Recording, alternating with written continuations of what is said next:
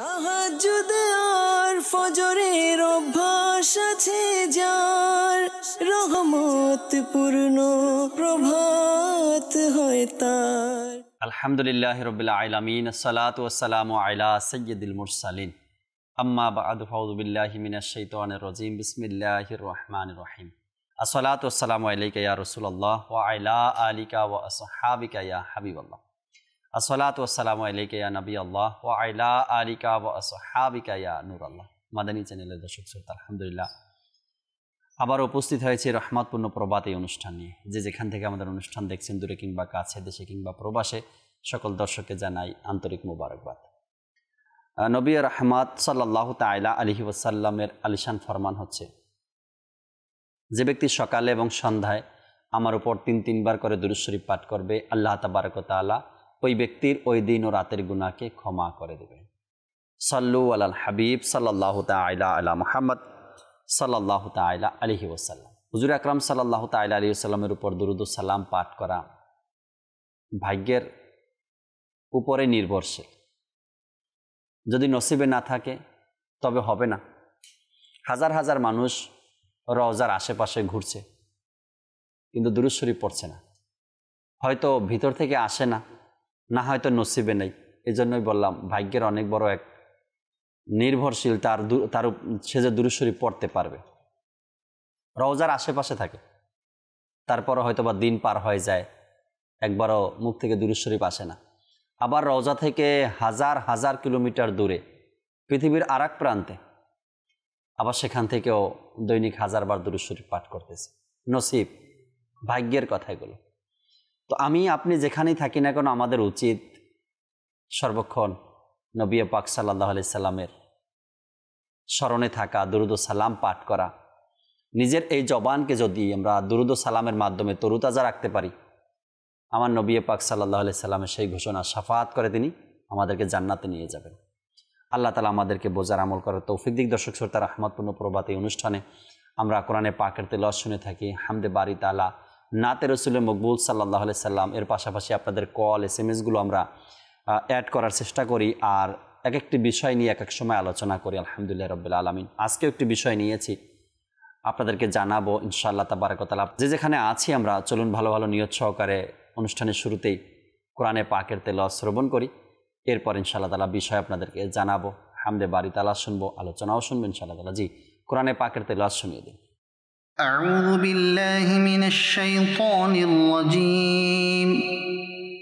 বিসমিল্লাহির রহমানির রহিম। قالوا ربنا يعلم إنا إليكم لمرسلون وما علينا إلا البلاغ المبين قالوا إنا تطيرنا بكم لئن لم تنتهوا لنرجمنكم وليمسنكم منا عذاب أليم قالوا طائركم معكم أئن ذكرتم بل أنتم قوم مسرفون وجاء من أقصى المدينة رجل يسعى قال يا قوم اتبعوا المرسلين اتبعوا من لا يسألكم أجرا وهم مهتدون وما لي لا أعبد الذي فطرني وإليه ترجعون أأتخذ من دونه آلهة إن يردني الرحمن بضر لا تغن عني شفاعتهم شيئا ولا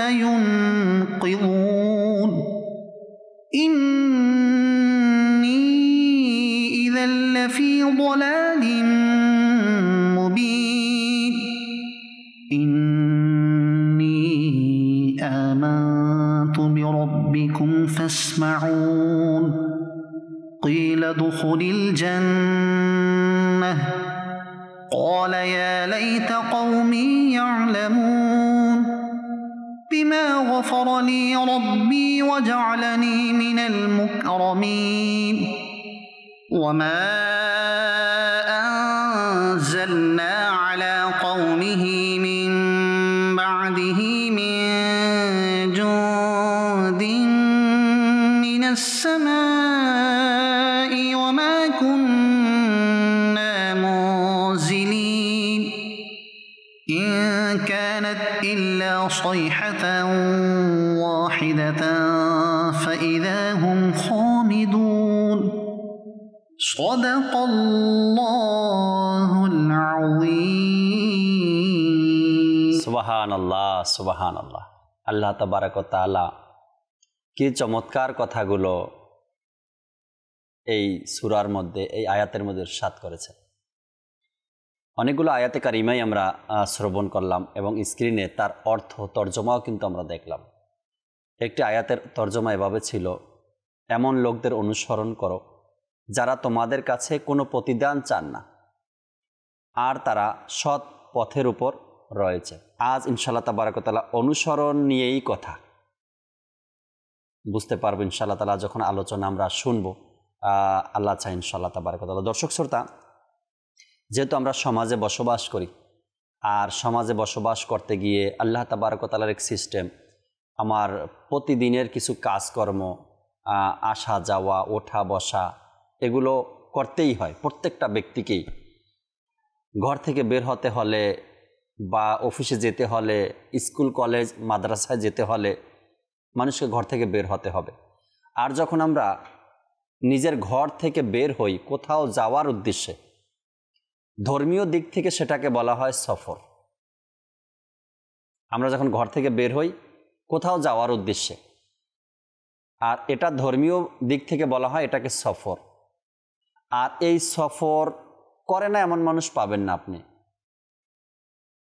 সচরাচর আমরা যারা স্কুল কলেজ মাদ্রাসা, চাকরি, ব্যবসা বাণিজ্য, দেশ বিদেশ, এর সাথে আমাদের সম্পর্ক, একটা ব্যক্তিকে পাবেন না কর্মহীন।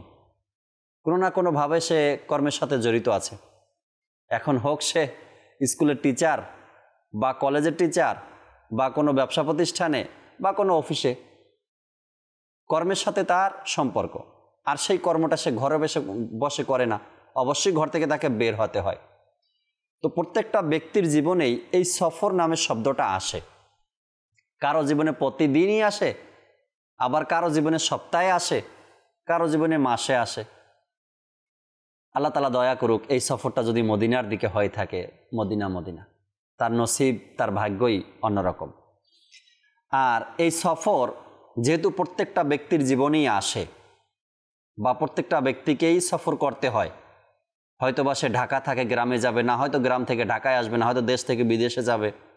ধর্মীয় দিক থেকে যদি চিন্তা করি, এই সফরটা প্রত্যেকটা ব্যক্তির জীবনেই আসে। এখন নবী পাক সাল্লাল্লাহু তাআলা আলাইহি ওয়াসাল্লাম এই সফর সম্পর্কে কি বলছেন, আর এর তরিকা কি রয়েছে, সুন্নাত তরিকা কি রয়েছে, ইসলামের হুকুম আহকাম কি রয়েছে, আদেশ কি রয়েছে, নিষেধ কি রয়েছে এই সফরের ব্যাপারে। ইসলাম অপূর্ণ নয়, পরিপূর্ণ একটি দিন। আর এই পরিপূর্ণ দিন আমাদেরকে শিক্ষা দেয় তুমি কিভাবে সফর করবে, কখন করবে, কোথায় করবে, কোন টাইমে করবে, সময়ও বলে দেয়।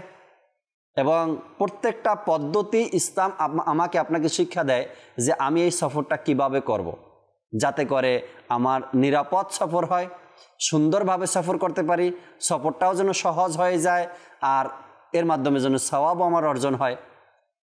দর্শক, আমরা না জানার কারণে সফর তো প্রতিদিনই করি। দেখা গেছে এমনও মানুষ পাওয়া যায় সমাজের মধ্যে, যদি মোতালিবের কথা বলি তো ভুল হবে না, প্রতিদিন তার অফিসে আসতে 1 ঘন্টা লাগে, যেতে আবার 1 ঘন্টা লাগে। প্রতিদিনের এক রুটিন হয়ে গেছে, প্রতিদিনের রুটিন হয়ে গেছে। মিরাজ ভাইয়ের কথা যদি বলি তো মিরাজ ভাইয়ের মনে হয় সকাল সন্ধ্যা সফরের চিন্তাই থাকে তিনি, যে সকাল হয়েছে তো কোথায় যাব, সন্ধ্যা হলো তো এখন সফরে কোথায় যাব, অর্থাৎ সকাল আর সন্ধ্যা তার সফরের চিন্তাতেই থাকে। আমার সাথে 2 জন আছে, 2 জনের কথাই বললাম। বাকি দর্শক যারা আছেন আমার সাথে, হাজারো মানুষ আছেন, আপনাদের জীবনের ধরন আবার ভিন্ন। আপনারা বিভিন্নভাবে সফর করে থাকেন। তো যেহেতু সফর আমাকে আপনাকে করতেই হয়, আর এটা জীবনের তাগিদে হোক বা ইসলামের জন্য হোক, এটা করতে হয়। তো সেই সফরটার একটু যদি নিয়মটা মেনে চলি, একটু নিয়মটা দেখেন, গাড়িতে উঠতেই হয়, তো সেই ওঠাটা যদি ইসলামের হুকুম মোতাবেক হয়, সুবহান আল্লাহ, গাড়িতে উঠে বসতেই হয়, সেই বসাটা যদি ইসলামের হুকুম মোতাবেক হয়, গাড়ি থেকে তো নামতেই হবে আমাকে, সেই নামাটাও যদি ইসলামের হুকুম মোতাবেক হয়, তবে আমার সেই সফরটা দিনই সফর, সওয়াবের কাজ, সওয়াব পাবো আমি, আমার আমলনামায় সওয়াব লেখা হবে ইনশাআল্লাহ তাবারক ওয়া তাআলা। আজকে এই সফর নিয়ে বিস্তারিত আলোচনা আপনাদের সাথে আমরা করার চেষ্টা করব। মিরাজ ভাই আমাদের সাথে আছেন এবং মুত্তালিব ভাই আমাদের সাথে আছেন। আমরা তাদের থেকে গুরুত্বপূর্ণ কথাগুলো শুনবো, নবী পাক সাল্লাল্লাহু আলাইহি সাল্লামের সফরগুলোও শুনবো এবং সাহাবা একরামের সফর যেভাবে করছেন তাও শুনবো, আর আমাদের এই সফরে করণীয় কী রয়েছে, বর্জনীয় কী রয়েছে, তাও আমরা জানার চেষ্টা করবো ইনশাআল্লাহ তাবারক ওয়া তাআলা। চলুন আলোচনায় যাওয়ার পূর্বে আমরা হামদে বারি তাআলা শ্রবণ করবো ইনশাআল্লাহ তাবারক ওয়া তাআলা। জি, আমাদেরকে হামদ শুনিয়ে দিন। হে খালিক মালিক রব মহান,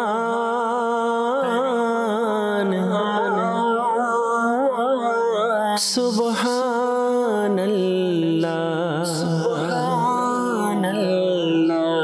সুবহানাল্লাহ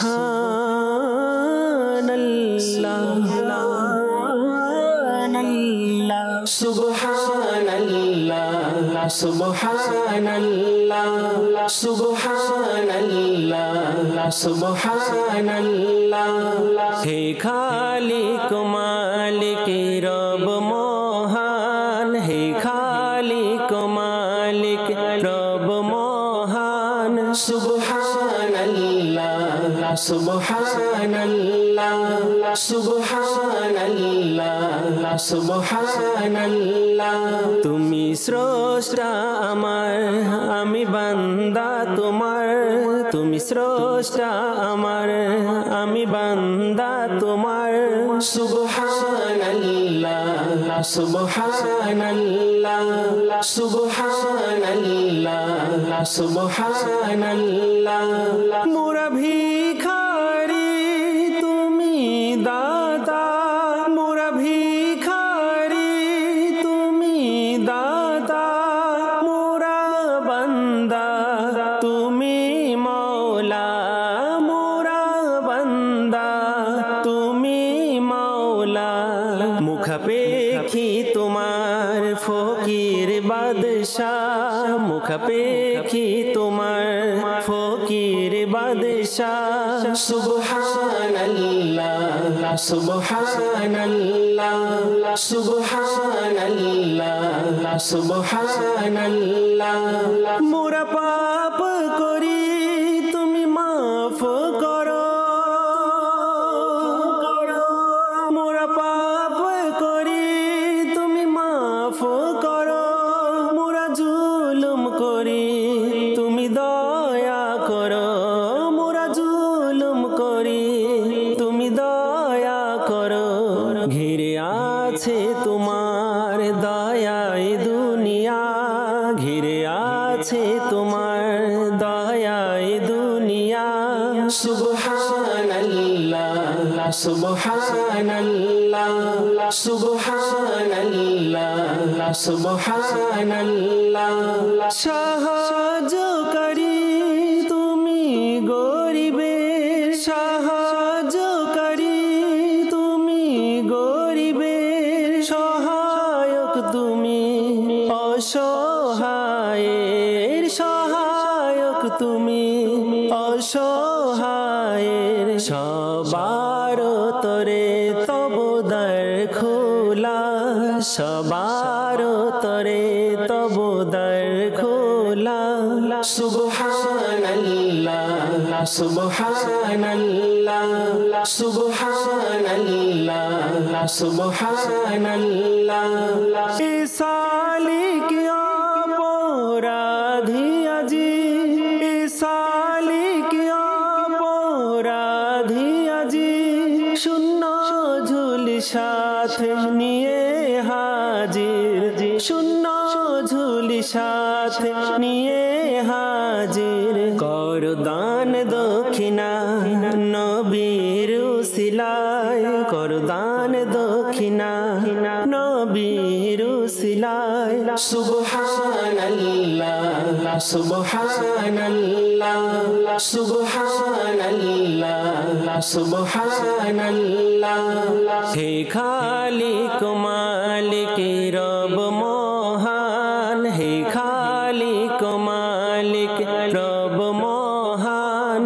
সুবহানাল্লাহ সুবহানাল্লাহ সুবহানাল্লাহ সুবহানাল্লাহ।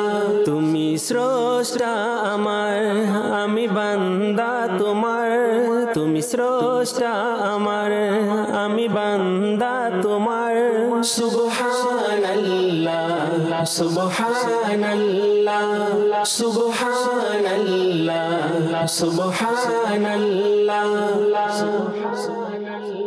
সুবহানাল্লাহ সুবহানাল্লাহ। আমাদের জুনায়েদ ভাই খুবই চমৎকার কালাম শোনালেন আমাদেরকে, হামদে বারি তাআলা। সুবহানাল্লাহ সুবহানাল্লাহ। আল্লাহ তাবারক ওয়া তাআলা যেভাবে করে আমরা দূর দেশে থেকে আল্লাহ তাবারক ওয়া তাআলার এই জিকির করছি, এমন একদিন চলে আসুক কি হেরেম শরীফের সামনে বসে আল্লাহ তাবারক ওয়া তাআলার জিকির করার মতো তৌফিক আল্লাহ তাআলা আমাদেরকে দান করুক। সেই সফরটাও আল্লাহ তাআলা আমাদেরকে নসিব করে দিক, আমাদের ভাগ্যে লিখে দিক। দর্শক শ্রোতা, আজকের যে বিষয় আমরা নিয়েছি সফরের সুন্নাত, কিছু আলোচনা আমরা শুনি, এরপর ইনশাআল্লাহ তাআলা নাতে রাসূল মকবুল সাল্লাল্লাহু আলাইহি সাল্লাম শুনবো। আপনাদের কলগুলো নেওয়ার চেষ্টা করব। মুতালিব ভাই আমাদের সাথে আছেন, মুতালিব ভাই থেকেই শুরু করি, সফরের সুন্নাত নিয়ে কিছু মাদানী ফুল। আলহামদুলিল্লাহি রাব্বিল আলামিন ওয়া সলাতু ওয়া সালামু আলা সাইয়্যিদিল মুরসালিন, আম্মা বা'দ, ফাআউযু বিল্লাহি মিনাশ শাইতানির রাজীম, বিসমিল্লাহির রাহমানির রাহিম। সফর এটা একটা দীর্ঘ আলোচনা। জি, আমরা আমাদের বুজুর্গগণ, আম্বিয়ায়ে কেরাম, সাহাবায়ে কেরাম, ওলি আল্লাহ যারা আছে, প্রত্যেকের জীবনে এটা একটা অপরিহার্য অংশ। প্রত্যেকেই সফর করেছেন। তারা দ্বীনের খেদমতের জন্য দ্বীনকে আরো কিভাবে মানুষের সামনে তুলে ধরা যায়, এই বিষয়টাকে সামনে রেখে তারা এক দেশ থেকে অন্য দেশ, এমনকি মাতৃভূমি পর্যন্ত চিরতরে ত্যাগ করে সফর করে এসে অন্য দেশে বসবাস করেছেন ইসলামের স্বার্থে। কোরআনে পাকের মধ্যে আল্লাহ তাআলাও এই ব্যাপারে ইরশাদ করেছেন, আফালাম ইয়াসিরু ফিল আরদি ফায়ানজুরু কাইফা কানা আকিবাতুল লাযিনা মিন ক্বাবলিহিম ওয়ালা দারুল আখিরাতি খায়রুল লিল লাযিনা তাকাউ আফালা তাআকিলুন। আল্লাহ তাআলা বলছেন, তোমরা কি সফর করো না ফিল আরদি, জমিনের মধ্যে। অর্থাৎ এখানে আল্লাহ তাআলা মানুষকে ভ্রমণ করার জন্য, সফর করার জন্য উদ্বুদ্ধ করছেন। কেন করছেন? যেন আমরা দেখতে পারি আল্লাহ তাআলা যে পূর্ববর্তী যা সকল উম্মত ছিল, যারা নবীর সাথে গুস্তাকি করেছে, নবীর দাওয়াতকে প্রত্যাখ্যান করেছে, তাদের যে অবস্থা হয়েছে, কি অবস্থা হয়েছিল সেটাকে দেখার জন্য, জানার জন্য, যাতে আমাদের ঈমান তরতাজা হয়, আমরাও যেন শিখতে পারি যে আসলে আল্লাহ তাআলার অবাধ্য হলে কি হতে পারে। অতঃপর বলেন, ওয়ালা দারুল আখিরাতি খায়রুল লিল লাযিনা তাকাউ আফালা তাআকিলুন। আর আখিরাতের যে ঘর অর্থাৎ জান্নাত, সেটা হচ্ছে অত্যন্ত উত্তম, আর সেটা হচ্ছে মুত্তাকিনদের জন্য। জি জি। আফালা তাআকিলুন, তোমরা কি বুঝো না? আসলে মানব জীবন হচ্ছে একটা অনন্ত ভ্রমণের অংশ বিশেষ। অর্থাৎ মানুষ সেই আলমে রুহ থেকে, রুহের জগৎ থেকে, আলমে আরওয়াহ থেকে শুরু করে এখন পর্যন্ত আমরা যারা আছি বা মৃত্যুর পর একটা সফরের মধ্যেই থাকবো। সেই সফরটা আমাদের শুরু হয়েছে রুহের জগৎ থেকে। আল্লাহ তাআলা যখন আমাদেরকে রুহগুলোকে একত্রিত করে জিজ্ঞাসা করেছিলেন, আলাস্তু বিরব্বিকুম, আমি কি তোমাদের রব নই, প্রভু নই? তখন আমরা বলেছিলাম, কলু বালা, কেন নয়, আপনি আমাদের প্রভু। সেই যে আমাদের যাত্রা শুরু হয়েছে, সেই আলমে রুহ থেকে আমরা এসেছি মায়ের গর্ভে, সেখানে একটা জগৎ বলতে পারি। তারপরে আছে আলমে দুনিয়া, এখন আমরা যেখানে বসবাস করছি, সেই সফর চলছে। আমরা যদি আমাদের সার্বিক দিক থেকে দেখি, তারপর আমরা আলমে বারজাখে যাব, কবরের জিন্দিগি, সেখান থেকে পার হয়ে আমরা যাব কিয়ামতের ময়দানে, অতঃপর অনন্তকালের যে জীবন সেটা শুরু হবে। এটা হচ্ছে আমাদের সার্বিক সফর, অর্থাৎ সেই আলমে রুহ থেকে এবং কিয়ামত পর্যন্ত। অতঃপর আল্লাহ তাআলা আমাদেরকে জান্নাত, আশা করি আল্লাহ তাআলা আমাদেরকে জান্নাত দিবেন ইনশাআল্লাহ তাআলা। তো এর মধ্যে এখন আমরা পৃথিবীতে আছি, এই পৃথিবীতে সফর করার অনেক গুরুত্ব রয়েছে। সফর করার মাধ্যমে আল্লাহ তাআলাকে চেনা যায়, জানা যায়। আল্লাহ তাআলার যে নিয়ামতগুলো রয়েছে, আল্লাহ তাআলা যে এই পৃথিবী সৃষ্টি করেছেন সব কিছু আমাদের জন্য সৃষ্টি করেছেন। আকাশ বলি, জমিন বলি, আর জমিনের মধ্যে যা কিছু আছে, পাহাড়, পর্বত, নদী, নালা, যা কিছু আছে সব কিছু আল্লাহ তাআলা মানুষের জন্য সৃষ্টি করেছেন। আল্লাহ তাআলা নিজে বলেছেন যে জমিনের মধ্যে যা কিছু আছে সকল কিছু আমি মানুষের জন্য সৃষ্টি করেছি। কেন? সকল কিছু তো আর আমরা কাজে লাগাতে পারি না। পাহাড়কে যদি বলি পাহাড় আমরা কি কাজে লাগাবো, কিন্তু যদি আমরা দেখি তাহলে কিন্তু অবশ্যই পাহাড়ও আমাদের অনেক কাজে লাগে। পাহাড় তো আল্লাহ তাআলার এমন নিদর্শন, যদি কেউ সেটা নিয়ে ভাবে তা আল্লাহ তাআলার পরিচয় পাওয়ার ক্ষেত্রে এটা অনেক বড় একটা ভূমিকা রাখবে। এখন আমরা তো সফর করি, সফরের মধ্যে 5টি ক্যাটাগরি আছে, যে কিছু সফর হচ্ছে ফরজ, কিছু হচ্ছে ওয়াজিব, কিছু হচ্ছে সুন্নত মুস্তাহাব, কিছু মুবাহ, আবার হারামও আছে। জি। তো হারাম হচ্ছে সেই সফর যে সফরের মধ্যে আল্লাহ তাআলার নাফরমানির জন্য যাওয়া হয়, যে এমন জায়গায় এই কাজটা হচ্ছে, যে কাজটা হচ্ছে আল্লাহ তাআলার অবাধ্য। মানুষ যায়, এখন দেখা যায় দেশ বিদেশ সফর করছে, কিন্তু সফরের উদ্দেশ্য হচ্ছে যে এরকম কাজ করা যেটা শরীয়ত বিরোধী। তো এই সকল সফর হচ্ছে হারাম। আবার কিছু সফর হচ্ছে ওয়াজিব। এখন আপনি এমন একটা রাষ্ট্রে, এমন একটা এলাকায় বসবাস করেন যেখানে ইলমে দ্বীন অর্জন করার আপনার সুযোগ নেই, তখন আপনাকে ইলমে দ্বীন অর্জন করার জন্য অন্য জায়গায় যেতে হবে। কেননা দ্বীনি ইলম অর্জন করা হচ্ছে আমাদের জন্য ফরজ, আর সেই ইলমটাকে অর্জন করার জন্য যদি আপনাকে বাহিরে যেতে হয় সেটা আপনার জন্য আবশ্যক, আপনাকে যেতে হবে। আবার কিছু কিছু সফর হচ্ছে মুস্তাহাব। আপনি যাবেন বিভিন্ন মসজিদে, বিভিন্ন মাজার জিয়ারতের জন্য, সেখানে গিয়ে আপনার অন্তর শান্তি হবে, আপনার যে মনের ক্লান্তি আছে সেটা দূর হবে, আল্লাহ তাআলার যে নিয়ামতগুলো আছে সেগুলো দেখে দেখে আপনি আল্লাহ তাআলার শুকরিয়া আদায় করবেন। তো এই ধরনের সফরগুলো হচ্ছে মুস্তাহাব, পছন্দনীয় সফর। এখন আমরা আসলে ডিসাইড করব যে আমরা আসলে কি ধরনের সফর করতে চাচ্ছি। আপনাকে আল্লাহ তাআলা টাকা দিয়েছে, পয়সা দিয়েছে, আপনি ইচ্ছা করলে আপনি বিভিন্ন দেশে সফর করতে পারেন, বা আমাদের দেশেও দেখা যায়, বিভিন্ন দেশেও যদি না যায়। এখন একটা আমি কালকে ভাবছিলাম যে আসলে হঠাৎ করে এরকম একটা অনুষ্ঠানের নাম যে সফরের সুন্নাত, পরে আসলে ভাবলাম ভালোই একটা নাম দেওয়া হয়েছে, কারণ এখন শীতকাল আসছে, সফরটা একটু বেশি হয়। আর বিশেষ করে ডিসেম্বর আমাদের স্কুল প্রতিষ্ঠান বা বিভিন্ন প্রতিষ্ঠানগুলো থেকেও শিক্ষা সফরের উদ্দেশ্যে বের হয়। তো সফরের তো সুন্নত আছে, কিন্তু সফরের উদ্দেশ্যটা কি হবে সেটা আগে আসলে আমাদের জানা উচিত। কেননা আমরা জানি যে প্রত্যেকটা কাজই নিয়তের উপর নির্ভরশীল। কেননা হাদিসের মধ্যে আসছে ইন্নামাল আমালু বিন্নিয়াত, এরপরে আসছে যে নিয়াতুল মুমিনি খায়রুম মিন আমালিহি।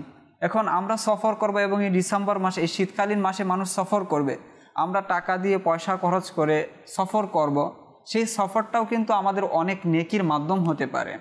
যদি আমার এটা নিয়ত থাকে আমি যেখানে যাচ্ছি ইলমে দ্বীন অর্জন করব, আল্লাহ তাআলার যে নিদর্শনগুলো আমার চোখের সামনে পড়বে শুকরিয়া আদায় করব, এর মাধ্যমে আমার ঈমানকে আরও সতেজ করার চেষ্টা করব। তো কিন্তু বিপরীতটা একটু বেশি দেখা যায়। এখন আমার প্রতিষ্ঠান থেকে যাচ্ছে অসংখ্য ছাত্র যাচ্ছে, বাসের মধ্যে যাচ্ছে।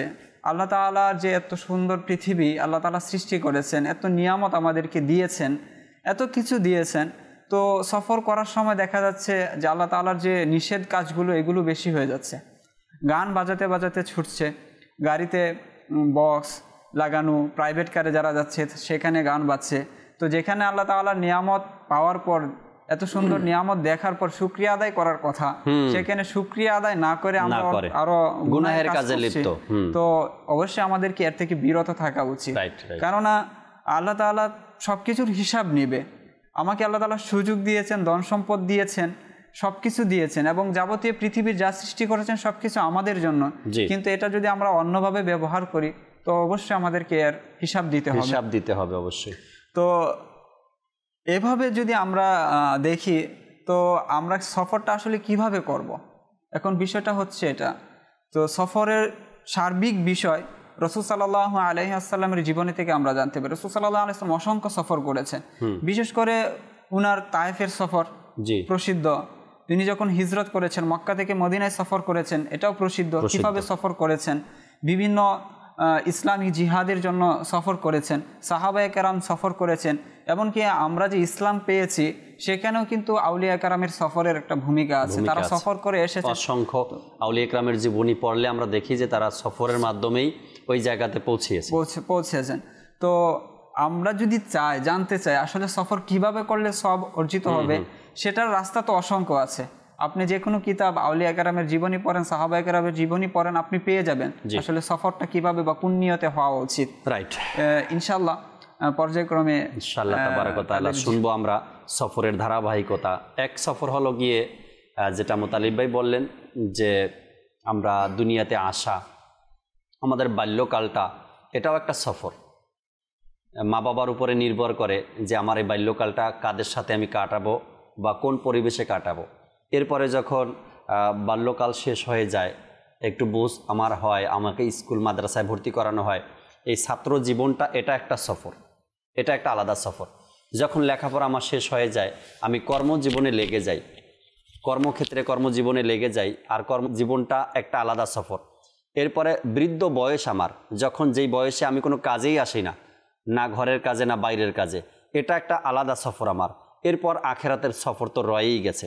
তো যেই সফরগুলো দুনিয়াতে হয় বা দুনিয়াতে করছি আমি বা আপনি, এই সফরগুলো নিয়ে যদি একটু চিন্তা করি তবে আল্লাহ চাহে অনেক সুন্দর জীবন আমার অতিবাহিত হবে। মিরাজ ভাই আমাদের সাথে আছেন, মিরাজ ভাই থেকেও সফরের ব্যাপারে কিছু কথা শুনি। জি, আলহামদুলিল্লাহ রাব্বিল আলামিন ওয়াসসালাতু ওয়াসসালামু আলা সাইয়্যিদিল মুরসালিন, আম্মা বা'দ, ফাউযু বিল্লাহি মিনাশ শাইতানির রাজীম, বিসমিল্লাহির রহমানির রহিম।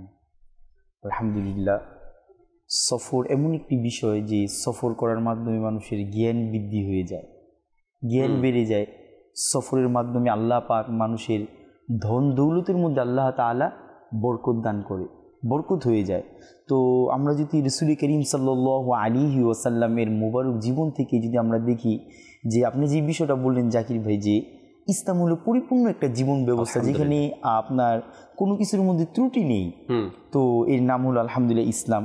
সহিহ বুখারী এর মধ্যে বর্ণনা করা হয় যে আমাদের প্রিয় নবী সাল্লাল্লাহু আলাইহি ওয়াসাল্লাম কোন দিনকে সফর করা পছন্দ করতেন, এটাও কিতাবের মধ্যে বর্ণনা করা হয়। সহিহ বুখারী এর মধ্যে বর্ণিত রয়েছে রাসূল করিম সাল্লাল্লাহু আলাইহি ওয়াসাল্লাম তাবুকের যুদ্ধের জন্য যেদিন রওনা হয়েছিল ওই দিনটি ছিল জুমার দিন, আর তা প্রিয় নবী সাল্লাল্লাহু আলাইহি ওয়াসাল্লাম পছন্দ করেছিলেন। সুবহানাল্লাহ। এবং হযরত আনাস বিন মালিক রাদিয়াল্লাহু তাআলা আনহু বর্ণনা করে যে রাসূল করিম সাল্লাল্লাহু আলাইহি ওয়াসাল্লাম ইরশাদ করে, রাতে সফর করো, কেননা রাতে জমিনকে সংকুচিত করে দেওয়া হয়। সুবহানাল্লাহ। যখন আমরা সফর আমরা এক দেশ থেকে আরেক দেশে করি, এক গ্রাম থেকে আমরা আরেক গ্রামে করি, তো যখনই সফর করার সৌভাগ্য হয় আমরা জানি এই বিষয়গুলোর প্রতি কী রাখি, বিশেষ খেয়াল রাখি।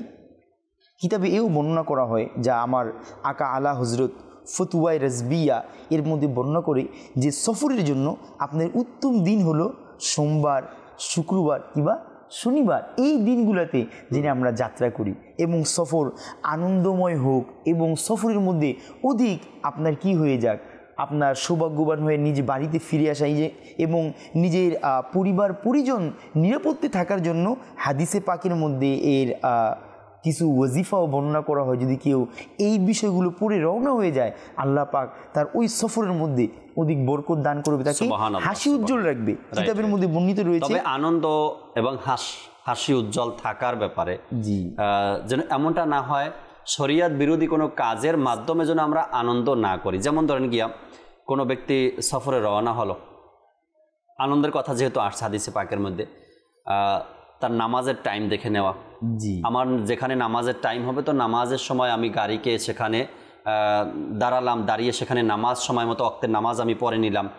এবং গাড়ির মধ্যে নাতে রসুল চলতে পারে, গাড়ির মধ্যে দিনী আলোচনা হতে পারে, গাড়ির মধ্যে সুন্নতের আলোচনা হতে পারে, গাড়ির মধ্যে ইলমে দিনের আলোচনা হতে পারে। তো তখন কি হবে, সবার মধ্যে এক আগ্রহ কাজ করবে, এক আনন্দও থাকবে এবং ক্লান্তিটাও তাদের দূর হয়ে যাবে। আসলে বাস্তবপক্ষে জাকির ভাই আজ আমাদের অনেক বড় একটা সংখ্যা যারা সফরে বিভিন্ন সময় বের হয় মুসলমান, কিন্তু তাদের হালত দেখলে অনেক মানুষ আপনি এমনও পাবেন জাকির ভাই যে যারা এই সফরে আল্লাহ তাআলার নাফরমানি করতে করতে তার মৃত্যু হয়ে যায়। আপনার এমন অবস্থা যে কয়েকদিন পূর্বে আপনি দেখছেন কিনা যে গাড়ি অ্যাক্সিডেন্ট হয়ে গেছে, কিন্তু ওই গাড়ির মধ্যে এখনো ধুম ধুম মাজ আল্লাহ তাআলার নাফরমানি চলতেছে, আর ওই অবস্থায় তার মৃত্যু হয়ে গেছে। কেননা যে যে হালতে মৃত্যুবরণ করবে কিয়ামতের দিন সে ওই হালতেই উঠবে। তো আমার যদি মৃত্যু এমন অবস্থায় হয়ে যায় যে আমি মাআযাল্লাহ আল্লাহ তাআলার নাফরমানি গান শুনতে শুনতে আমার মৃত্যু হয়ে যায়, তো আমার এটা কেমন বিষয়? আমি আল্লাহ তাআলার নিয়ামত দেখে, যেখানে আমাদের উচিত ছিল যে আল্লাহ তাআলার শুকরিয়া আদায় করা, কিন্তু আমরা এটার বিপরীত হয়ে যায় আমাদের মাঝে। তো এমন জানি না হয়, তো এটা নিঃসন্দেহে কি এটা আমাদের জন্য বরকত তো হবে না, এটা আমাদের জন্য কি জাহান্নামে নিয়ে যাওয়ার মতো একটা কারণ হয়ে যাবে। তো যেই বিষয়টা বলতেছিলাম, যখন আমরা সফরে যাব আর আল্লাহ তাআলা খুব চমৎকার এক বিধান করে দিল, যদি কেউ আপনার শরীয় মুসাফির, আপনার কোনো ব্যক্তি নিজের আপনার বাসস্থান থেকে 3 দিনের জন্য যদি দূরত্ব কোনো জায়গায় যাওয়ার ইচ্ছা পোষণ করে, আর এই দূরত্বটা কতটুকু হয়, যদি 92 কিলোমিটার হয়, তাহলে সে শরীয় ভাষায় কি হয়ে যাবে? মুসাফির হয়ে যাবে। আর আল্লাহ পাক তার জন্য ইবাদতকেও আল্লাহ তাআলা সংকুচিত করে দিয়েছে। যদি কেউ সফরে চলে যায়, তখন ওইখানে তার উপর সফরের যেটা আমরা কসরের নামাজ পড়ি, এটা তার উপর ওয়াজিব হয়ে যায়। ইমাম শাফি রহমতুল্লাহ আলাইহি বলেন যে সফর এমন একটা বিষয় যার মাধ্যমে 5টি জিনিস অর্জিত হয়। মাশাআল্লাহ। এক তো হচ্ছে মনের শান্তি এর মাধ্যমে নসিব হয়, যে ক্লান্তি চলে আসছে এক কাজ করতে করতে, যে আপনি সফর করেন তার মাধ্যমে আপনার ক্লান্তিটা দূর হয়ে যাবে, মনের শান্তি আসবে। দ্বিতীয় হচ্ছে জ্ঞান অর্জন। সফরের মাধ্যমে দ্বিতীয় যে বিষয়টা সেটা হচ্ছে আপনি জ্ঞান অর্জন করতে পারবেন। আর তৃতীয় হচ্ছে রিজিক সমৃদ্ধি হবে, আপনার রিজিকে বরকত পাবেন। তারপরে হচ্ছে আপনার স্বাস্থ্য ঠিক থাকবে, সুস্বাস্থ্যের অধিকারী হবেন। এভাবে তিনি 5টি বিষয় বলেছেন। এখন হচ্ছে জ্ঞান অর্জন। আমরা যেহেতু বলেছেন যে সফরের মাধ্যমে আমরা যদি আমাদের বুজুর্গানে দিন তাদের জীবনে দেখি, তারা তাদের এই জ্ঞান অর্জন করার জন্য সফরকে বেছে নিয়েছেন। আমরা ইমাম বুখারী রহমতুল্লাহ তাআলা আলাইহির যদি কথা বলি, তারপরে ইমাম আজম রহমতুল্লাহ আলাইহি, ইমাম শাফি রহমতুল্লাহ আলাইহি, এভাবে যারা আমাদের বুজুর্গ, যাদেরকে আমরা অনুসরণ করি, তাদের প্রত্যেকের জীবনে আমরা দেখব তারা সফর করে জ্ঞান অর্জন করেছেন। তারা ইলমে দ্বীন অর্জনের জন্য এক শহর থেকে আরেক শহর, আরেক শহর থেকে আরেক শহর, এমনকি একটি হাদিস শোনার জন্য 3 থেকে 4 দিন 1 মাস পর্যন্ত সফর করেছেন তারা। আমরা গাউসে পাক রহমতুল্লাহ তাআলা আলাইহির জীবনী দেখি, দ্বীন অর্জন করার জন্য সেই বাল্য বয়সে তিনি নিজের শহর থেকে সেই বাগদাদে চলে গিয়েছেন জ্ঞান অর্জন করার জন্য। তো আসলে জ্ঞান অর্জনের তো অসংখ্য স্বতন্ত্রভাবে ইলমে দ্বীন অর্জনের হাদিস রয়েছে। তো সফর কিন্তু একটা অন্যতম মাধ্যম জ্ঞান অর্জনের জন্য। সফরের করণীয় কিছু কাজ আছে। কেবলা শাইখে তরিকাত আমির আহলে সুন্নাত দামাত বারকাতুহুল আলিয়া বলেন, এক সফরের দিন এবং টাইম আগে থেকে নির্ধারিত হওয়া খুবই জরুরি। কোন দিন আমি সফর করব এবং কোন টাইমে আমি সফরে বের হব, এই 2টা বিষয় আগে থেকেই নির্ধারণ হওয়া দরকার। এরপরে আপনার সফরে অর্থাৎ ঘরে ফিরে আসা পর্যন্ত যা যা প্রয়োজন হবে তার একটা লিস্ট বানিয়ে নেওয়া। এমনটা নয় কি আমি এখন বলছি এখনই বের হয়ে যাবে, এমনটা না। 1 সপ্তাহ আগে ডেট ফাইনাল করেন, টাইম ফাইনাল করেন, এই টাইমে আমি বের হব। এরপরে এই 1 সপ্তাহ আপনি বসে যখনই মনে পড়ে তখনই লেখেন, যখনই মনে পড়ে তখনই লেখেন। আমিরুল সুন্নাত বলেন, ঘরে ফিরে আসা পর্যন্ত আপনার যা প্রয়োজন হবে, এমন যেন না হয় কি একটা জিনিসের জন্য হলেও কারো কাছে হাত পাততে হবে, এমনটা যেন না হয়। ঘরে ফিরে আসা পর্যন্ত যা কিছু প্রয়োজন আগে নোট করেন। নোট করার পরে এগুলো সব আপনি নিজেটা নিজে তৈরি করেন, ব্যাগ নেন, যা যা প্রয়োজন সবগুলো নিয়ে নেন। এরপরে আপনি সফরে যান। তিনি বলেন যেন সফরে বের হলেও যেন এমন মন মানসিকতা না থাকে যে আমার প্রয়োজনীয় জিনিস আমি কারো থেকে চাইবো। এখানে খুব চমৎকার হাদিস শরীফের মধ্যে যা আমার আকা আলা হযরত রহমতুল্লাহি তাআলা আলাইহি তার যে কিতাবের মধ্যে বর্ণনা করে ফতুয়ায়ে রাজবিয়া, যে রাসূল করিম সাল্লাল্লাহু আলাইহি ওয়াসাল্লাম সফরের সময় আপনার কয়েকটা বিষয়কে অবশ্যই তার কাছে থাকতে হয়, এটা সুন্নত হিসেবেও সাবিত করা হয়। যেমন মিসওয়াক, সুরমাদানি, আয়না, চিরুনি, কেচি, সুই, সুতা এবং নিজের ব্যবহৃত যেই বিষয়গুলো দৈনিক দিন প্রয়োজন এগুলোর সাথে রাখা, এটা সুন্নতের অন্তর্ভুক্ত। তো এমন না হয় আলহামদুলিল্লাহ আমরা যদি আমিরে আহলে সুন্নতের দিকে যদি আমরা দেখি, আমিরে আহলে সুন্নত এই মহান নূরিয়ে কামেল তিনি যখন সফরে বের হয়, ইনার জীবনের মধ্যে এটাও লেখা হয় যে তিনি খাবারের সময় কারো কাছে লবণটা যেন কারো কাছে না নিতে হয়, এর জন্য সবসময় লবণটাও কি নিজের সাথে একটা রেখে দেয়। যেটা আমাদের প্রত্যেকের উচিত জানি, কেননা এটার মাধ্যমে বলা হয় যে সম্মান নষ্ট হয়ে যায় কারো কিছু চাওয়ার মাধ্যমে। অনেকের এটা অভ্যাস হয়ে যায় যে কি আপনার চাইতেই থাকে সবকিছু। ফার্স্ট টাইম শুরুতেই কি হয়, ছোট ছোট জিনিসগুলো মানুষের কাছে চাওয়ার অভ্যাস হয়। এরপরে একটা সময় আসে চোখের লজ্জা উঠে গেলে মানুষের কাছে তখন বড় বড় জিনিসগুলো, টাকা ধার নেওয়া, কোনো জিনিস ধার নেওয়া, বড় জিনিসগুলো তখন ধার নেওয়ার অভ্যাস হয়ে যায়। আমরা একটি নাতে রসুলে মকবুল সাল্লাল্লাহু আলাইহি সাল্লাম অ্যাড করবো অনুষ্ঠানে।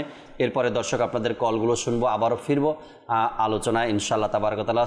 সফরের সুন্নত নিয়ে আরও কিছু কথা বাকি আছে। চলুন আমরা নাতে রসুলে মকবুল সাল্লাল্লাহু তাআলা আলাইহি সাল্লাম শ্রবণ করি। জি। প্রিয় নবী, প্রিয় নবী, প্রিয় নবী, প্রিয় নবী, প্রিয় নবী, প্রিয় নবী, আকা কাছে ডেকে নাও প্রিয় নবী, আকা তব দিদার দাও প্রিয় নবী, আকা কাছে ডেকে নাও প্রিয় নবী, আকা কাছে ডেকে নাও প্রিয় নবী, তব দিদার দাও, তব দিদার দাও প্রিয় নবী, তব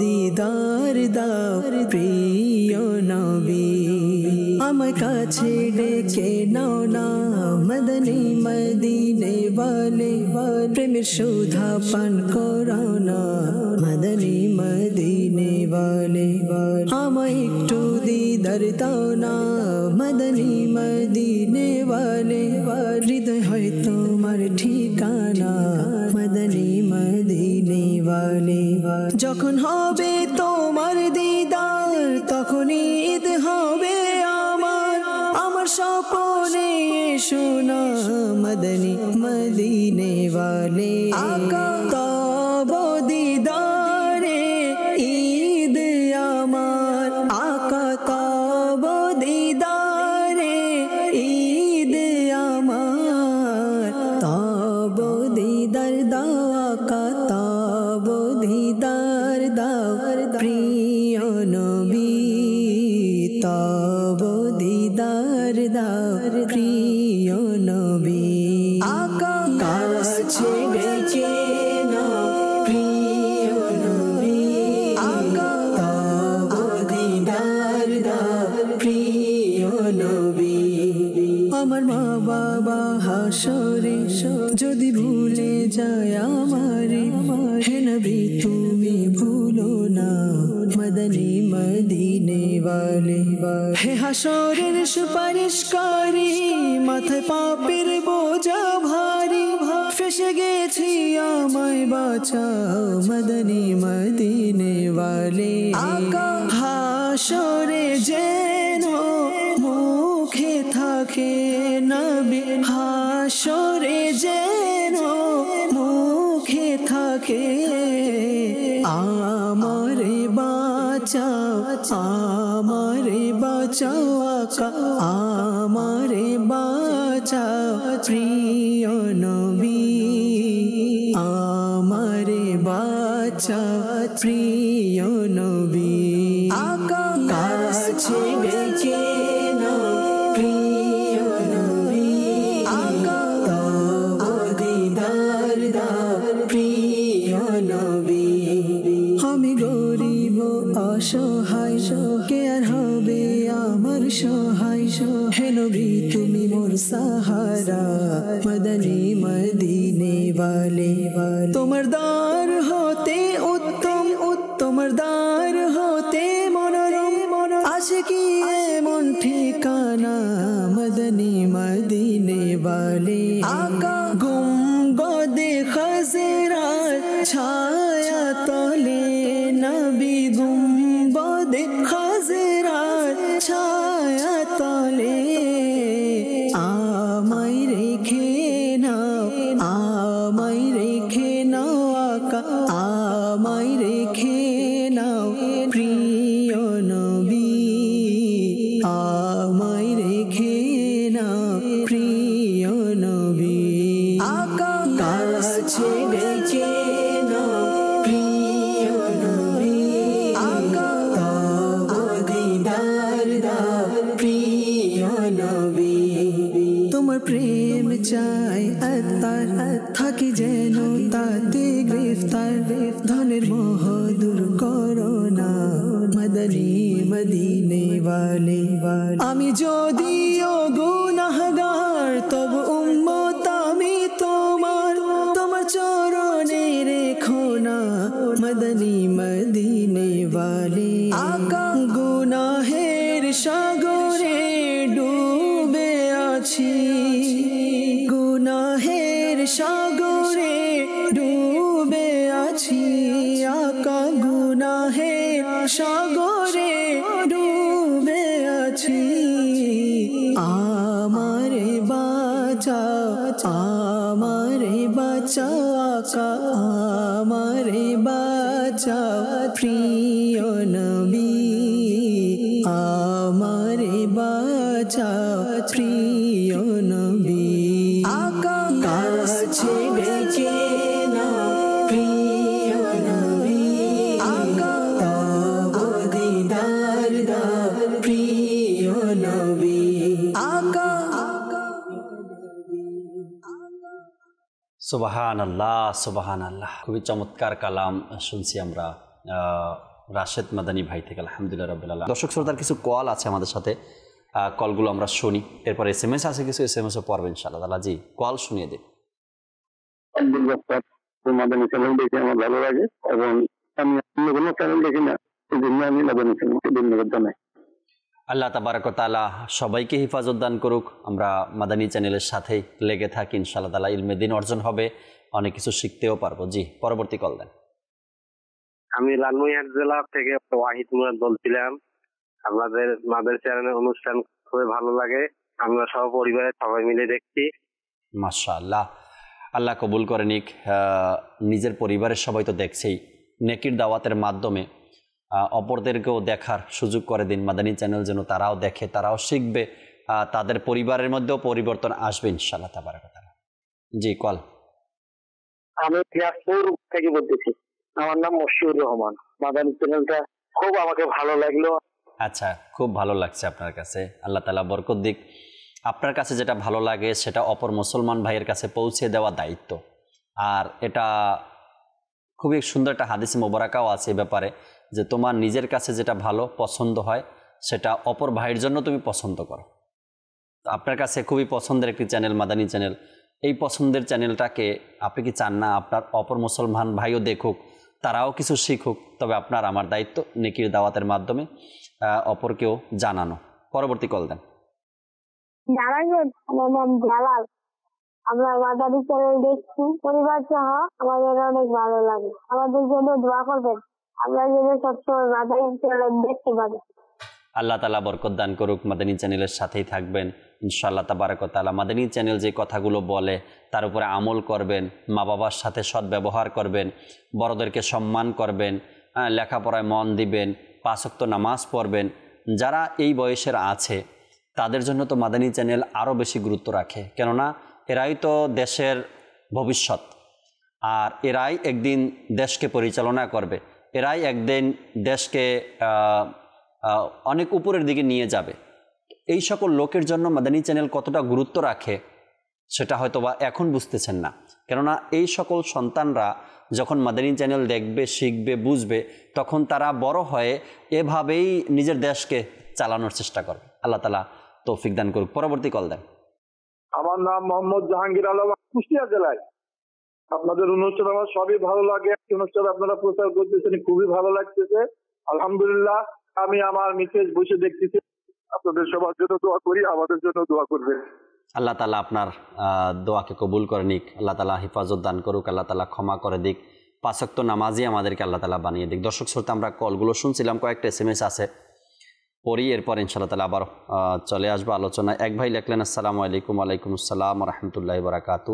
কেমন আছেন? আলহামদুলিল্লাহ রাব্বিল আলামিন, আল্লাহ তাআলার দয়ায় ভালো আছি। রহমতপূর্ণ প্রবাদ অনুষ্ঠান দেখছি, সফরের সুন্নাত নিয়ে আলোচনা। খুবই ইচ্ছা করে মাঝে মধ্যে মাদানী কাফেলায় সফর করতে, কিন্তু সময়ের অভাবে সফর করতে পারি না।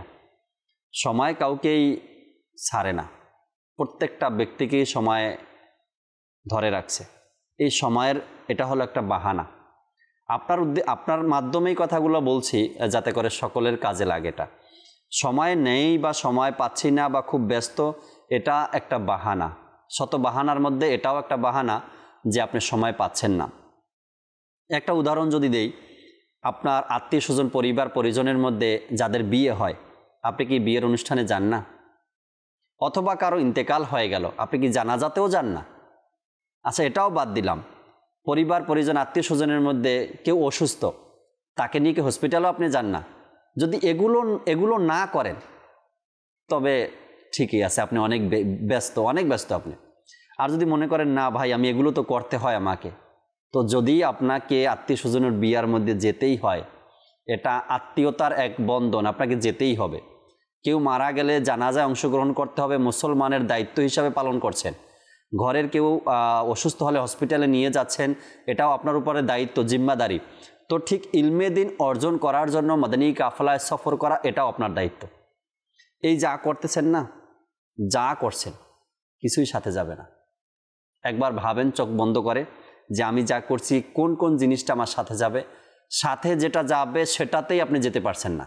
সাথে যাবে ওই যে ইলমে দিন অর্জন করবেন, আর ইলমে দিন অর্জন করার পরে তার উপরে আমল করবেন, সে আমলটাই তো সাথে যাবে। সঠিকভাবে আমল করবেন আর সেই আমলটাই সাথে যাবে। ইমাম জামি রহমতুল্লাহ তাআলা আলাইহির উস্তাদ উবাইদুল্লাহ রহমতুল্লাহ, জি, তিনি অত্যন্ত একজন বড় মাপের আলিম ছিলেন। ইমাম জামি রহমতুল্লাহ আলাইহির কিতাব নিজামিতেও পড়ানো হয়। তার উস্তাদ ছিলেন উবাইদুল্লাহ রহমতুল্লাহ আলাই। তিনি ব্যবসায়ী ছিলেন, এই ব্যবসার কাজে তিনি ব্যস্ত থাকেন, সকাল থেকে সন্ধ্যা পর্যন্ত ব্যবসা করতেন। তো তার নাম একজন ব্যক্তি যখন শুনলো, বললেন এই ব্যক্তির জিয়ারত করবো, এই বুজুর্গের জিয়ারত করবো। আচ্ছা, গিয়ে দেখলেন যে ব্যক্তি সারাদিন ব্যস্ত, সকালে ব্যবসার কাজ, সন্ধ্যায় ব্যবসার কাজ। তো আমি তো এরকম ভাবিনি যে আল্লাহর ওলি বলতে সে সর্বদা আল্লাহ আল্লাহ করবে, জিকির করবে, সর্বদা যে এরকম আসলে শুনলে আল্লাহর ওলিদের কথা শুনলে যে এরকম মাইন্ড আসে, সে এরকম ভাবতে লাগলো। তো এভাবে ভাবতে ভাবতে তার সংস্পর্শে গেল, সাহাচার্যে গেল। তখন সেই ব্যক্তিকে বলো যে আমার মন চাচ্ছে হজে যাব, সফর করার ইচ্ছা করছে। তখন বলল হুজুর আমিও আপনার সাথে যাব। আচ্ছা ঠিক আছে, তো হুজুর আপনি কখন যাবেন? কখন মানে আমি এখন যাব, এখনই হজে। আচ্ছা, তখন বললো হুজুর আমার চাদরটা রয়ে গেছে, আমি আমার চাদরটা নিয়ে আসবো, আমার চাদরটা প্রয়োজন। বললেন না যে চাদর না, এভাবেই যেতে হবে। বললেন হুজুর চাদর ছাড়া কিভাবে যাব, এটা তো আমার প্রয়োজনীয় একটা বস্তু। তখন বললেন যে দুনিয়া হচ্ছে সেটাই যেটা তোমাকে গাফিল করে দেয়। এখন তোমার দুনিয়া হচ্ছে তোমার চাদর, চাদরটাই তোমার জন্য দুনিয়া হয়ে গেছে, কেননা এটা তোমাকে হজে যাওয়া থেকে বাধা প্রদান করছে। আর আমার এত বড় ব্যবসায়ী কারবার, সেটাও আমার জন্য দুনিয়া নয়, কেননা সেটা আমাকে হজে যাওয়ার ক্ষেত্রে বাধা দিচ্ছে না। অর্থাৎ আপনার কাছে অনেক কিছু আছে কিন্তু আল্লাহ বিমুখ আপনাকে করে না, আল্লাহর প্রতি আপনি সবসময় ধাবিত, আল্লাহকে স্মরণ করেন, জিকির করেন। দুনিয়ার সমস্ত কিছু থাকার পরেও এই সকল কিছু দুনিয়া না, আর সামান্য কিছু আপনার কাছে আছে, এই বিষয়টা আপনাকে ব্যস্ত থাকেন, এটা নিয়ে আপনি পড়ে থাকেন, এটাই হচ্ছে আপনার জন্য দুনিয়া। তো এখন আমাদের মাঝে আমরা দেখি, আব্দুল হাবিব ভাইয়ের কথা আপনি অফলাইনে বলছিলেন যে অনেক বড় একজন ব্যবসায়ী আমাদের, কিন্তু তার জীবনটা দেখি যে এই দেশ থেকে ওই দেশে ছুটাছুটি করছে, মুহূর্ত সফর করছে, শুধু ইসলামকে কিভাবে আরো ভালোভাবে মানুষের কাছে পৌঁছে দেওয়া যায়, ইসলামকে আরো কিভাবে সুন্দরভাবে মানুষগুলোকে আরো কিভাবে ইসলামের সাথে সম্পৃক্ত করা যায়, আল্লাহমুখী করা যায়, সে এই কাজে ব্যস্ত থাকে। তো তার অসংখ্য বিষয় থাকার পরেও তিনি কিন্তু দুনিয়ামুখী আমরা বলতে পারবো না। তো আর আমাদের কাছে সামান্য একটা বিষয় থাকার পর আমরা বাহানা বানাই যে আমার এটা আছে, আমি এটা ছাড়তে পারছি না, আমার একটা চাকরি আছে, বা আমি ছোটখাটো একটা ব্যবসা করি, এই ব্যবসার কারণে যেতে পারছি। কথা স্মরণ করিয়ে দিয়েছেন আপনি। তার মানে আমরা যারা কোন মানুষকে যখন বলি দুনিয়াদার, এই দুনিয়াদার বলতে গেলেও সাবধানে বলতে হবে আমাদেরকে যে এই ব্যক্তি আসলেই দুনিয়াদার কি না। যেমন আপনি বললেন যে অনেক সম্পদ আছে, কিন্তু ওই সম্পদ, ওই ব্যবসা বাণিজ্য, টাকা পয়সা তাকে আল্লাহ থেকে বিমুখ করে রাখেনি। সে টাকা পয়সা, অর্থ সম্পদ, ব্যবসা বাণিজ্য থাকার পরেও ইবাদত, রিয়াজত, হজ, ধর্মীয় যত কাজগুলো আছে সবগুলোই সে করছে, নামাজও পড়ছে। তবে এই ব্যক্তিকে দুনিয়াদার বলা যাবে না, সম্পদ আল্লাহ তাআলার দেয়া দান। কারণ সাহাবা ইকরামের সম্পদ ছিল। আবার কোনো ব্যক্তির কাছে আছে অল্প, সে এটা নিয়েই ব্যস্ত, আল্লাহ বিমুখ হয়ে গেছে, অর্থাৎ দিন, ধর্ম, ইবাদত, রিয়াজত থেকে সে বিমুখ হয়ে গেছে। তো বলা যায় ওই ব্যক্তির মধ্যে দুনিয়া ঢুকে গেছে, দুনিয়া করছে। প্রবাসে যারা থাকে তাদের জীবনটা তো আসলে সহজ না। সহজ 10 ঘন্টা 12 ঘন্টা 15 ঘন্টা বা 18 ঘন্টা পর্যন্ত আমরা শুনি যে ডিউটি করে, তারপরও ব্যক্তিটা যখন কাজ শেষে এসে নিজে রান্না করে খায় তখন তার অবস্থাটা আসলে আমাদের বোঝা উচিত অন্য রকমের হয়ে যায়। যারা এমনি প্রবাসে চাকরির জন্য যাননি কখনো বা কাজের জন্য যাননি, এমনিতেই যদি কেউ ব্যবসা বাণিজ্যের জন্য যেয়ে থাকেন বা দিনই কাজের জন্য যেয়ে থাকেন কোনো দেশে 2, 4, 6 মাসের জন্য, আপনাদের একটু হলেও অনুভব হয়েছে যে একজন মানুষ নিজের ফ্যামিলি ছেড়ে থাকা কেমনটা হয়। আমরা মিরাজ ভাই আছেন, মিরাজ ভাই থেকে কিছু শুনি। মিরাজ ভাই শুধু আমাদেরটাই শুনে, নিজে কিছু বলছে না। আলহামদুলিল্লাহ। তো যে বিষয় চলতেছিল সফর আসলেই কষ্টের একটি অনেক বড় একটা অধ্যায়। এইভাবে হাজারো যারা প্রবাসী যারা রয়েছে হয়তো তারা এই বিষয়ে কি হবে একমত হবে। তো আল্লাহ আমাদের সবাইকে বুঝার মতো তৌফিক দান করুক। যারা আসলে আমাদের এটাও দেখার বিষয় যে জাকির ভাই একটা মানুষ সফর, যে আমরা পূর্বে যে শুনলাম যে দ্বীন ইসলাম এটা পরিপূর্ণ একটা মাযহাব যেটার মধ্যে কমি বলতে কোনো কিছু নেই, সকল কিছু আছে। একটা মানুষ সফর গেলে কতদিন বাহিরে থাকতে পারবে এটাও হাদিস শরীফের মধ্যে আসছে যে কতদিন থাকবে সে, আমাদের বোঝা উচিত। চমৎকার কথাগুলো শুনিয়েছেন মিরাজ ভাই সফরের ব্যাপারে। সফরের মধ্যে যেমন বরকত রয়েছে, সফর তো আযাবের টুকরা বলা হয়েছে, কষ্টের এক মনে করতে পারেন কষ্ট হবেই সফরের মধ্যে। গাড়িতে চলতে গেলে, গাড়িতে উঠতে গেলে, বসতে গেলে, আরাম করতে গেলে, খাবার খেতে গেলে, প্রত্যেকটা বিষয় কষ্ট হতে পারে আপনার। কেননা আপনি ঘরে যেভাবে আরাম করবেন, যেভাবে খাবার খাবেন, যেভাবে একটা পরিবেশ পাবেন, সেই পরিবেশটা তো আর বাহিরে পাবেন না।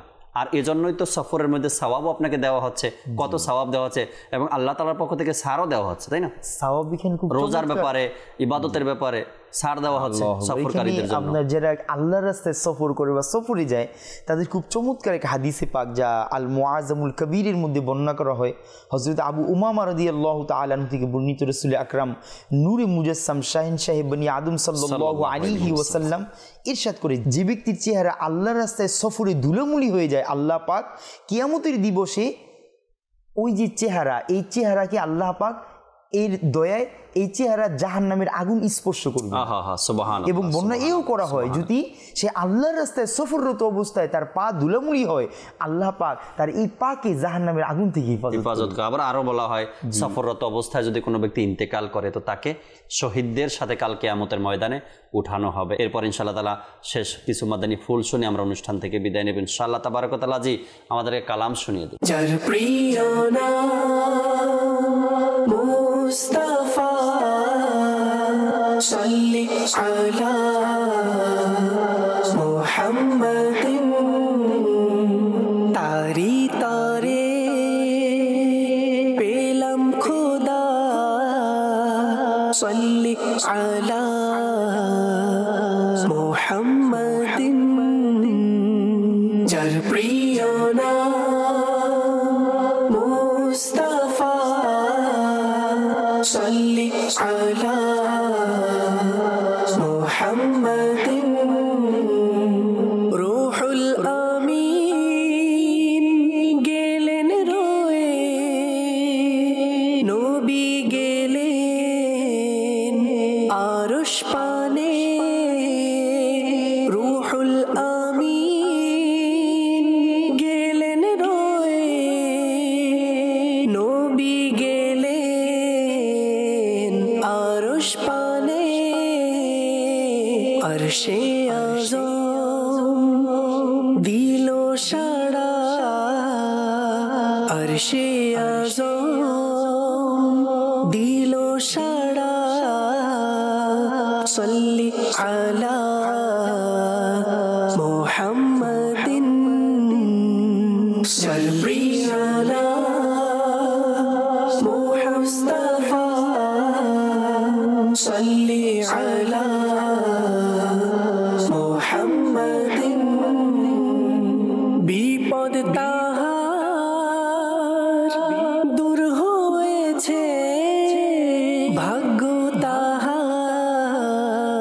খুলে গেছে, বিপদ তাহার দূর হয়েছে, ভাগ্য তাহার খুলে গেছে, যে পড়েছে এই ওজিফা, যে পড়েছে এই ওজিফা,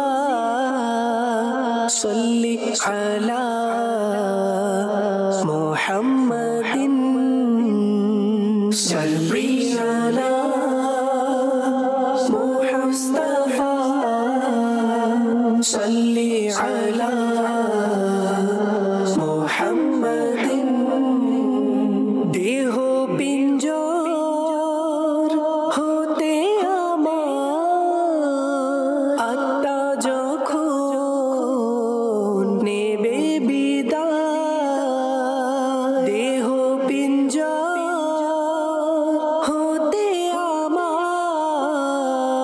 আত্মা যখন নেবে বিদায় মুখে যেন থাকে খোদা মুখে যেন থাকে খোদা সাল্লি আলা মুহাম্মাদিন সাল্লি আলা মুস্তাফা সাল্লি আলা মুহাম্মাদিন যখন ফেরেশতা কবরে নবীর চেহারা দেখাবে যখন ফেরেশতা কবরে নবীর চেহারা দেখাবে পড়ি যেন সেথায় খোদা পড়ি যেন সেথায় খোদা সাল্লি আলা মুহাম্মাদিন সাল্লি আলা মুস্তাফা সাল্লি আলা মুহাম্মাদিন সালিক যেন হাসর মাঠে প্রিয় নবী চরণ ধরে সালিক যেন হাসর মাঠে প্রিয় নবী চরণ ধরে বলে যেন সেথায় খোদা বলে যেন সেথায় খোদা সাল্লি আলা মুহাম্মাদিন সাল্লি আলা মুস্তাফা সাল্লি আলা মুহাম্মাদিন সুবহানাল্লাহ সুবহানাল্লাহ। আমাদের ইমরান মাদানী ভাই চমৎকার কালাম আমাদেরকে শোনালেন, আলহামদুলিল্লাহ রাব্বিল আলামিন। আল্লাহ তাবারক ওয়া তাআলা দাওয়াত ইসলামীর সদকায় এই কালামের মাধ্যমে হাজার হাজার মানুষের অন্তরে ইশকে রসুলের যে আলহামদুলিল্লাহ রাব্বিল আলামিনের নতুন কিছু দেখা যায়, নাতে রসুলের মাধ্যমে মানুষ ইশকে রসুল অর্জন করছে, আলহামদুলিল্লাহ রাব্বিল আলামিন। আল্লাহ তাআলা আমাদেরকে বোঝার আর আমল করার তৌফিক দান করুক। দর্শক শ্রোতা, আজকের যে বিষয় আমরা নিয়েছিলাম সফরের সুন্নাত, শেষ দুই একটা কথা শুনে আমরা ইনশাআল্লাহ তাআলা বিদায় নেব। জি মুতালিব, ঘর থেকে আমরা যখন বের হব এর জন্য আল্লাহ রাসূল সাল্লাল্লাহু আলাইহি ওয়াসাল্লাম আমাদেরকে দোয়া শিক্ষা দিয়েছেন যে আমরা যখন ঘর থেকে বের হব তখন যেন এই দোয়াটি পড়ে নিই, বিসমিল্লাহি তাওয়াক্কালতু আলাল্লাহ ওয়ালা হাওলা ওয়ালা কুওয়াতা ইল্লা বিল্লাহ। এর মাধ্যমে রিজিকে বরকত, ঘরের মধ্যে যারা আছে তাদের হিফাজতের বিষয় সব কিছু এর মধ্যে নিহিত রয়েছে। এর পরবর্তীতে আমরা যখন গাড়িতে সফর করব, গাড়িতে উঠব, তার জন্য দোয়া রয়েছে, যেমনটা সুবহানাল্লাযী সাখখারা লানা হাযা ওয়া মা কুন্না লাহু মুকরিনিন ওয়া ইন্না ইলা রাব্বিনা লামুনকালিবুন। অতঃপর আলহামদুলিল্লাহ আলহামদুলিল্লাহ আলহামদুলিল্লাহ, আল্লাহু আকবার আল্লাহু আকবার আল্লাহু আকবার তিনবার করে পাঠ করবে। অতঃপর বলে সুবহানাকাল্লাহুম্মা ইন্নী যালামতু নাফসি ওয়া ইন্নাহু লা ইয়াগফিরুয যুনুব। এইভাবে বিভিন্ন প্রত্যেকটা ক্ষেত্রে রাসূল সাল্লাল্লাহু আলাইহি ওয়াসাল্লাম আমাদেরকে দোয়া শিক্ষা দিয়েছেন।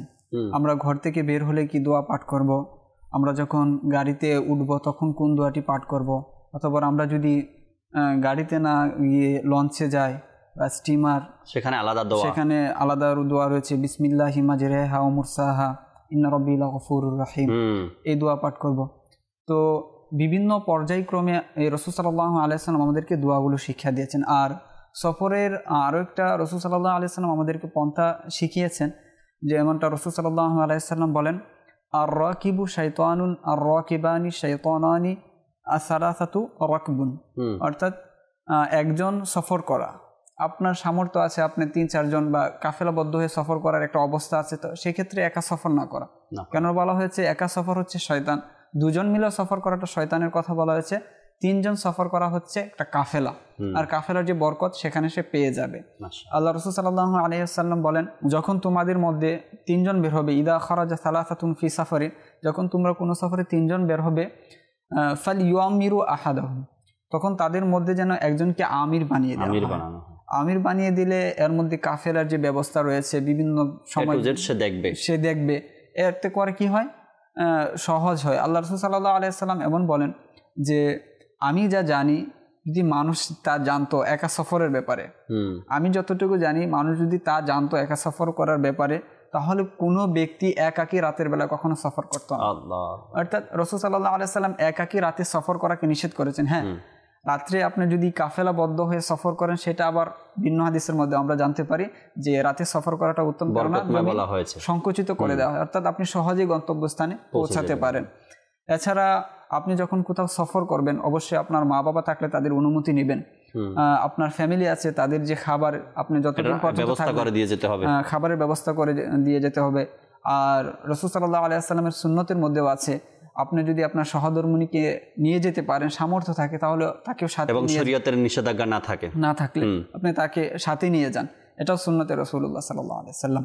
তো এই যে সার্বিক যে বিষয়গুলো রয়েছে, এর মধ্যে যদি আমরা সুন্নত মোতাবেক আমল করি, আমাদের যে আনন্দ সেটাও আমরা পেয়ে যাব, এবং আল্লাহ তাআলার যে নিদর্শনগুলো সেটাও দেখা হয়ে যাবে, সাথে সাথে পাশাপাশি আমরা সওয়াবও পেয়ে যাব। সফর হচ্ছে আপনার অভিজ্ঞতার একটা সমুদ্র বলা যায়।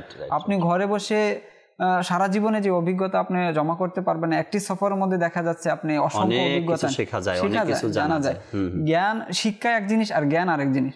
শিক্ষা হচ্ছে আপনার পাঠ্য বইয়ের মধ্যে সীমাবদ্ধ, আর জ্ঞান হচ্ছে অভিজ্ঞতার মাধ্যমে প্র্যাকটিক্যাল দেখে আসে সেখান থেকে কত, আর সেই প্র্যাকটিক্যাল জ্ঞান সেটা সফরের মধ্যে সবচেয়ে বেশি। রাইট। আল্লাহ তাআলা আমাদেরকে বোঝার, আমল করার তৌফিক দান করুক। সফর অবস্থায় যখন আমরা থাকবো, দর্শক শ্রোতা, আমাদেরকে মনে রাখতে হবে শরীয়তের বিরোধী যেন কোনো কাজ আমাদের দ্বারা না হয়, যেমন পর্দাহীনতা, নামাজ ত্যাগ করা, নামাজ কাজা করা, বা কারো সাথে ঝগড়া বিবাদ করা।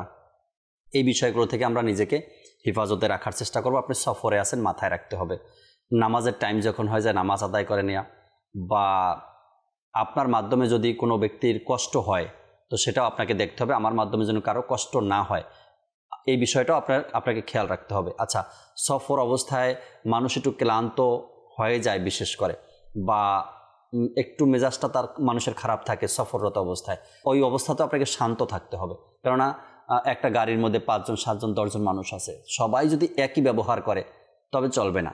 আচ্ছা, সফর অবস্থায় ডিরেকশন দেওয়ার ব্যাপারেও অনেক মানুষ পাওয়া যায়।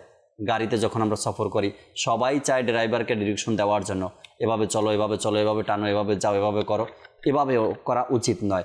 তো প্রত্যেকটা বিষয় আমরা দুনিয়াবি এবং দ্বীনি আমরা খেয়াল রাখবো। আল্লাহ তাআলা যা ভাগ্যে রাখছেন তাই হবে, যখন পৌঁছানোর তখনই পৌঁছাবো, তাড়াহুড়াও যেন না করি আমরা, এই বিষয়গুলো। আচ্ছা, আদবেরও খেয়াল রাখবো, আমরা যেখানেই যাই, মাজার জিয়ারতে যাই, আদবের খেয়াল রাখবো, হজ উমরাতে যাই, আদবের খেয়াল রাখবো, সম্মানের খেয়াল রাখবো, পবিত্র ভূমির খেয়াল রাখবো। আচ্ছা, সাথে মা বাবা আছে তাদেরও খেয়াল রাখতে হবে, বা মহিলারা আছে তাদেরও খেয়াল রাখতে হবে, পর্দার বিষয়টা যেন লঙ্ঘন না হয়। সকল সার্বিক বিষয়গুলোই আমাদেরকে খেয়াল রাখা উচিত সফররত অবস্থায়। মহিলাদের ক্ষেত্রে আমাদেরকে বিষয়টা জানতে হবে। আল্লাহ রাসূল সাল্লাল্লাহু আলাইহি ওয়াসাল্লাম বলেছেন, মহিলারা মাহরাম ব্যতীত সফর করতে পারবেন। এখানে শরিয়া সফরের কথা বলা হয়েছে, যেমনটা শুরুতে মেরাজ ভাই বলেছেন, 92 কিলোমিটার হচ্ছে শরিয়া মুসাফিরের সময়টা, আপনার যে দূরত্বটা, সেটা যেন 92 কিলোমিটার হয়। তো এতটুকু দূরত্ব যদি কোনো মহিলা অতিক্রম করতে চায়, অবশ্যই তার সাথে একজন মাহরাম থাকতে হবে, অথবা স্বামী থাকতে হবে। তো তখনই এই সফর তারা যেতে পারবে, অন্যথায় কিন্তু গুনাহগার হবে। কখন কোন জিনিস প্রয়োজন হয়, কোথায় যায়, কোথায় গিয়ে কোন বিপদে পড়ে, আল্লাহ তাবারক ওয়া তাআলা আমাদেরকে বোঝার, আমল করার তৌফিক দিক। সফরের প্র্যাকটিক্যাল আরও অনেক কিছু জানার জন্য দাওয়াত ইসলামের মাদানী কাফেলায় সফর করুন। আল্লাহ চাই ইনশাআল্লাহ তাবারক ওয়া তাআলা সফর প্র্যাকটিক্যাল শিখতেও পারবেন এবং সফরের সওয়াবও আমাদের অর্জন হবে। আল্লাহ তাআলা আমাদেরকে বোঝার আমল করার তৌফিক দিক। আগামী পর্বে আবার ইনশাআল্লাহ তাবারক ওয়া তাআলা নতুন কোনো বিষয় নিয়ে উপস্থিত হব। ততক্ষণ মাদানী চ্যানেলের সাথেই থাকুন। সাল্লু আলাল হাবিব সাল্লাল্লাহু তাআলা আলা মুহাম্মদ সাল্লাল্লাহু তাআলা আলাইহি ওয়াসাল্লাম। তাহাজ্জুদ আর ফজরের অভ্যাস আছে যার, রহমত পূর্ণ প্রভাত হয় তার।